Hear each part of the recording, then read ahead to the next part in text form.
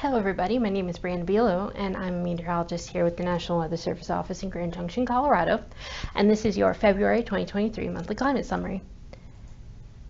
So our story of the month, snow squalls. I'm sure most of you noticed, the month of February was stormy and cold, as we've seen throughout this whole winter, but one of the things that we had quite a bit of through the month of February were snow squall events.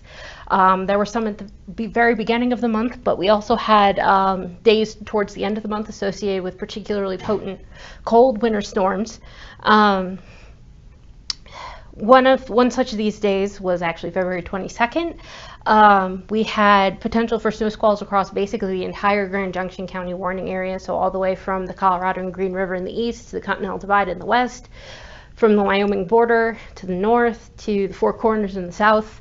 Everybody was at risk for snow squalls, and in fact this was one such snow squall down in southwest Colorado, went through Cortez and into Mancos and towards Durango, and this is a CDOT image from US 160, which runs right through here if you're not familiar with this part of the state. As you can see, it was a pretty nasty little squall there, covering up the roads and limiting visibility to below a quarter of a mile at times. And we saw situations such as this across the state. As far as our high temperatures, despite February being the start of spring for some places in our county warning area, Grand Junction included, it really didn't feel like it. Our warmest high temperature for the month was 56 degrees, and our coldest high temperature of the month was 38 degrees in Vernal. This one occurred on the 20th of February, and that is the first time the temperature in Vernal had gone above the freezing point in over a month. I believe the last time was some point in mid-January. Grand Junction's highest high for the month was only 53, and that occurred on the 12th of February, which was actually right around average for that time of the year, surprisingly enough. It felt like a heat wave, though. Our low temperatures, this is much more reflective of how cold the month actually was, with our warmest lowest temperature here in Canyons on the 16th occurring on the 16th was just 2 degrees Fahrenheit, and our coldest low of the month occurring on the 1st of February was in Craig, and it was negative 22.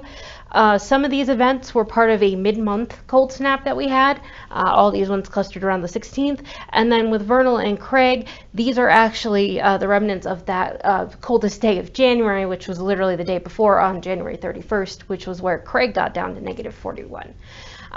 Cold month, all around, just cold month. As far as precip though, about 50-50 as far as who saw above normal precipitation and who saw below normal precipitation, with Rifle coming in as our big winner with 1.15 inches over the course of the month, and this was a little over half an inch above normal. Vernal came in with the least amount of precipitation at just over 0.2 of an inch throughout the whole month, and this was about 0.35 inches below normal. But our departures ranged anywhere from half an inch below, like in Craig, to half an inch above in Rifle, and Cortez got very lucky this month, coming in at exactly normal for the month of February with just over an inch. Our drought update, looking pretty good.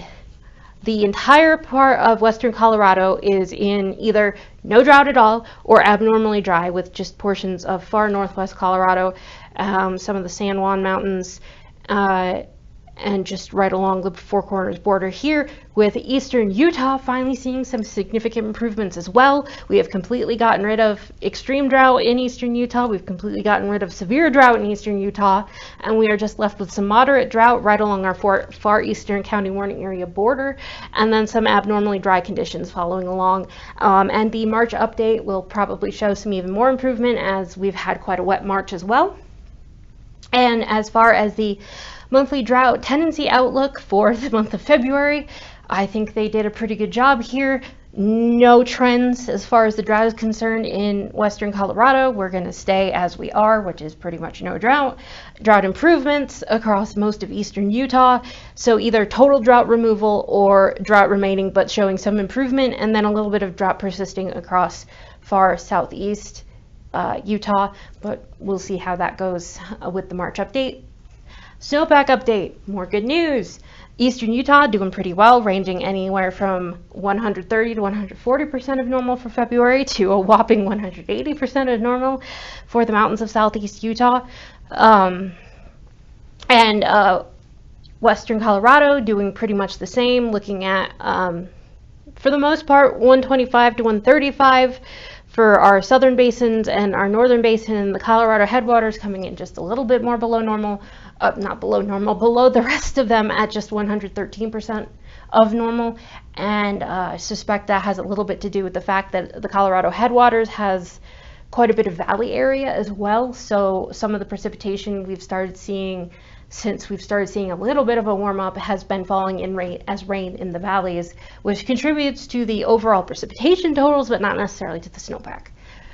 But I mean, I'm splitting hairs here. We're above normal across the board. So, March 2023 outlook. So, as per the Climate Prediction Center, we are looking at leaning slightly towards below normal temperatures across all of eastern Utah, western Colorado, with a slightly higher leaning across the northern portions of the area. Ditto for precipitation, slight leaning towards above normal precipitation across about half of western Colorado, and a slightly more lean, so a little bit higher chances of above normal precipitation the further west you go. And that's it for the February climate summary. I will see you in a couple weeks with the March summary, as March is actually almost over. It's been a busy month here at the office, understandably, so I've been a little bit behind on getting my videos done. But, you know, that's how it goes sometimes. Hey, we'll take it. The stormy weather is giving us snowpack, and snowpack means more water available in the summer. Can't go wrong with that. So have a good one, everybody, and stay tuned for the seasonal climate summary that will be right on the heels of this one for the winter season.